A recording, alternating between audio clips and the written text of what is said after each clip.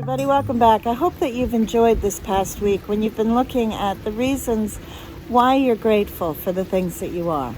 Today I'm going to offer 10 tips for you to deepen and broaden your gratitude practice. When I first started doing my gratitude practice, I got stuck on kind of the same things all of the time.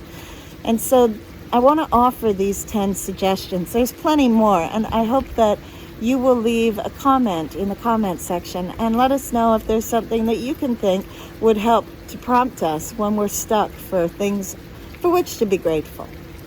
So the first one is, I like to think about how my life is different from my parents and my grandparents and future generations in my family.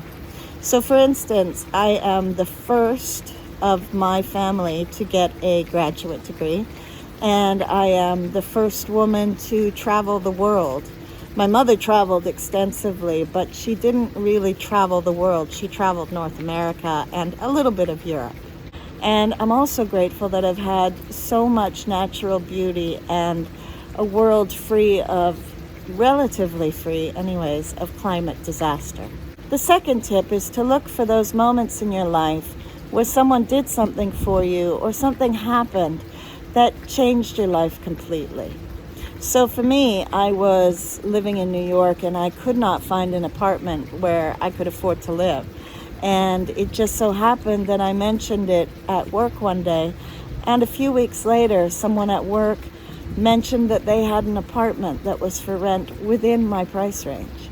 That moment changed my life because I was able to stay on in New York City.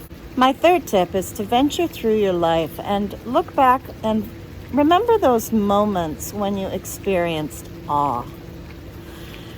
And for me, I have so many of those moments. For instance, the first time I walked into the 𝐠𝐫𝐼𝐵 church in Berlin and I saw the beautiful stained glass, this incredible blue stained glass by Gabrielle Loire. And there is only one time that you'll walk in and see something for the first time, but I've been back to that church several times, and I really enjoy watching people walk in and they all have the same reaction of absolute awe and wonder. And so I am really grateful that I've had the opportunity to travel several times to Berlin and to see that wonderful stained glass and those people's reactions. I remember my grandmother saying when she was in the hospital near to her death that there's always somebody worse off. And my fourth tip on looking for new and deeper ways to be grateful is to look at the troubles in the world and to appreciate that you are not experiencing all of those troubles. So for instance, I look at the news and I'm really grateful that I was born in a country that has not suffered famine. It hasn't suffered civil war. And we are currently at peace in a democracy. And for that, I can always be grateful. A fifth tip to deepen your gratitude practice is to forage through your memory for those times when you've been given an opportunity that maybe you didn't really deserve. So for instance, I think back to when I first repatriated to this country and I was taking a kayak lesson. Somebody just happened to mention to me that there were kayak races that I could participate in. And so for several years, while the Big Chop was running, I participated every other week in a kayak race and made a lot of friends that way and became part of the paddle community. A sixth tip to help us to deepen our gratitude practice is to notice the markers of time that exist in our life. So when we awaken, the sunrise, lunchtime, sunset, when we go to bed, even our birthdays and anniversaries and the seasons.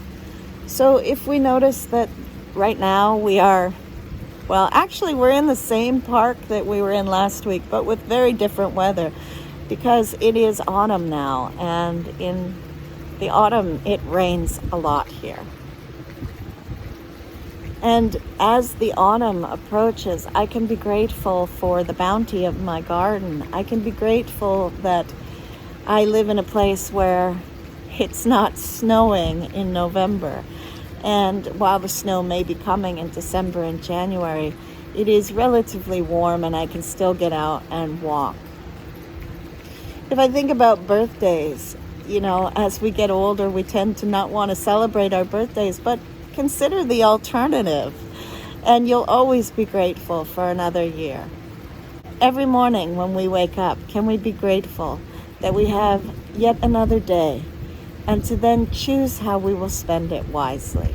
My 7th tip is to sift through your memory and look for those people and things that no longer exist, and be grateful and joyful for the time that you had them. Immediately, I think of my friend Jackie, who passed away earlier this year, and just for the wonderful experience of having such a loving friend for the time that I did. I also think of these wonderful summer and winter balls that I got to attend when I worked in London, until, of course, the financial crisis, and then a lot of all of those entertainment things were cut. But while we had them, it was very grand to be able to go twice a year to a ball. My 8th tip is to take a sensory inventory.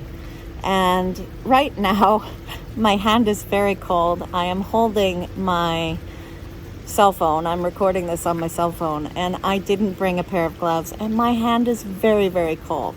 So I will be grateful when I finish recording. But I'm also grateful for the smell of the wet leaves and for the fact that I'm undercover while it's raining. It's crisp and the air is cool and it's very fresh. And it's really great to get outdoors when you're working from home and you're having to remain at home with your bubble. And so during pandemic times, I am so grateful that I can get outside.